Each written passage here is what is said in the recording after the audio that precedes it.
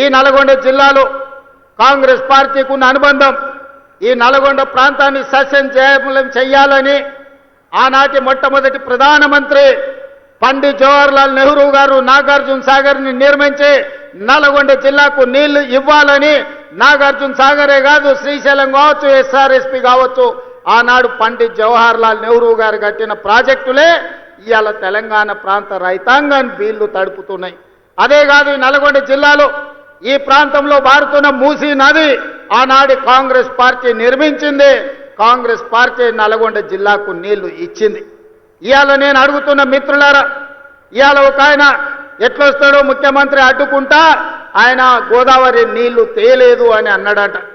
నేను ఆయనకు చెప్పదలుచుకుని పక్కనే కూతవేటు దూరం ఉంది, ఈ పక్కనే ఉన్నాడు. ఆయన ఉన్నది 3 అడుగులు, ఆయన 6 అడుగులు ఎత్తే కూర్చున్నాడంట ముఖ్యమంత్రిని అడ్డుకుంటా అని. 3 అడుగులు ఆయనకు నేను ఒక మాట చెప్పదలుచుకున్నా. 3 రోజులు అవకాశం ఇస్తే గోదావరి జలాలు తుంగతుర్తి నియోజకవర్గానికి తెస్తా అని ఆయన పేపర్ల ప్రకటన చూసిన. 3 రోజులు కాదు 10 ఏళ్ళు మీకు అవకాశం ఇచ్చిండు. ఎందుకు దేవాదుల నుంచి తుంగతుర్తికి నీళ్లు తీసుకురావలేదు? గోదావరి జలాలతోని ఈ ప్రాంత భూములను ఎందుకు తడపలేదు అని నేను అడుగుతున్నా. అందుకే ఆయనకు చెప్పదలుచుకున్నా, అయ్యా గ్లాసులో సోడా పోసినట్టు కాదు గోదావరి జలాలు తుంగతుర్తికి తేవడం అంటే. నీకు తెలిసిన విద్య ఒక్కటే, దొరగారి ముందల చేతులు కట్టుకొని గ్లాసులో సోడా పోయడమే కానీ నీకు తెలిసిన విద్య అంతకంటే లేదు.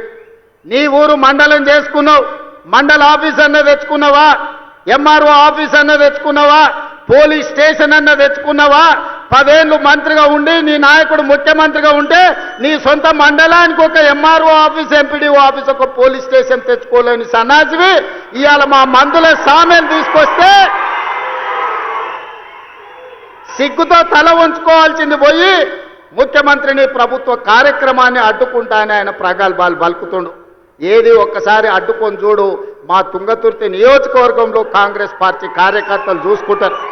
గా పక్కనే రామరెడ్డి దామోదర్ రెడ్డి గారు ఉన్నారు ఊరికాడ. మేమందరం ఈ వేదిక మీద ఉన్న వాళ్ళు ఎవరు అక్కర్లేరు. మా దామన్న ఒక్కడు జాడు ఈ నియోజకవర్గంలో కూర్చుంటే అడ్డుకునేటోళ్ళు ఎవరో, అడ్డం పడేటోళ్ళు ఎవరో, వాళ్ళ కథ ఏందో, వాళ్ళ కమామిస్ ఏందో దామన్ననే తేల్చగలడు. ఇవన్నీ నేను మాట్లాడగలను, కానీ ఇది అధికార కార్యక్రమం కాబట్టి ఎక్కువ తక్కువ నేను ఇంకా చెప్పదలుచుకోలేదు. విషయం నీకు అర్థమైతే అర్థమైనట్టే అని నేను ఈ వేదిక మీద నుంచి వారికి సూచన చేస్తున్నా. అందుకే మిత్రులారా, ఇవాళ తెలంగాణ రాష్ట్రంలో మీరు ఆలోచన చేయండి. 10 సంవత్సరాలు పరిపాలన చేసిండ్రు. ఏనాడైనా పేదవాడికి రేషన్ కార్డు ఇవ్వాలన్న ఆలోచన వచ్చిందా? పేదవాడికి సన్న బియ్యంతో బుక్కెడు బువ్వ పెట్టాలన్న ఆలోచన ఎప్పుడైనా చేసిండ్రా? ఇవాళ 10 ఏళ్లలో మీరు ఇవ్వని రేషన్ కార్డు, లక్షల కొద్ది రేషన్ కార్డు మేము ఇస్తున్నాం. కోట్ల మందికి 3 కోట్ల 10 లక్షల మందికి ఇవాళ సన్న బియ్యం ఇస్తే రేషన్ షాపుల దగ్గర పెద్ద పెద్ద బార్లు తీరిన లైన్లు ఉంటే ఇవాళ ఆయన అంటున్నాడు రేషన్ షాపుల కాడ బార్లు తీరినరని. మీరు గ్రామాలలో రేషన్ షాపులు ఎన్నడూ తెరవలే, బెల్ట్ షాపులు మీరు తెరిచిండ్రు. 10 ఏళ్ల తర్వాత రేషన్ షాపులు తెరిచి సన్న బియ్యం ఇస్తుంటే ప్రతి పేదవాడు పెద్దవాడు రేషన్ షాపులో సన్న బియ్యం తీసుకోవాలని లైన్లో నిలబడి ఇవాళ లక్షలాది మంది కోట్లాది మంది సన్న బియ్యం తీసుకొని బుక్కెడు బువ్వ తింటుంటే మీ కళ్ళల్లో నిప్పులు పోసుకుంటున్నారు. ఇది మీకు భావ్యమా అని నేను అడుగుతున్న వాళ్ళని. అందుకే ఇవాళ మిత్రులారా, రేషన్ కార్డులు ఇవ్వాలన్నా ఇందిరమ్మ రాజ్యంలోనే, సన్న బియ్యం పెట్టాలన్నా ఇందిరమ్మ రాజ్యంలోనే, మీరు పండించిన వడ్లకు కనీస మద్దతు ధర ఇవ్వడమే కాదు 500 రూపాయల బోనస్ ఇవ్వాలన్నా ఇందిరమ్మ రాజ్యంలోనే సాధ్యం. మీరు